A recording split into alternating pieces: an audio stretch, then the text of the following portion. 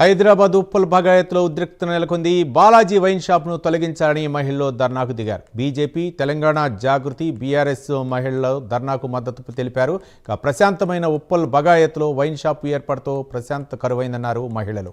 500 ఏళ్ల నాటి కాలభైరవ స్వామి ఆలయ సమీపంలో వైన్ షాపు ఏర్పాటు చేయడంపై ఆగ్రహం వ్యక్తం చేశారు. దీంతో పోలీసులు తాత్కాలికంగా వైన్ షాప్ను మూసివేశారు.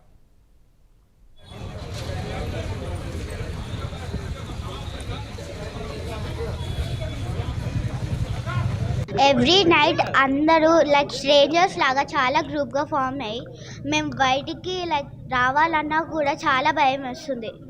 అండ్ నైట్ చాలా సౌండ్స్, బాటిల్స్, గ్లాసెస్ పలగొట్టారు. దానివల్ల మాకు చాలా భయం వేసి బయటికి రాబోద్దు కావట్లేదు. Thank you. ఇక్కడ వైన్ షాప్ ఉంటే వాళ్ళందరు బాటిల్స్ ఎక్కడెక్కడ పడేస్తారు.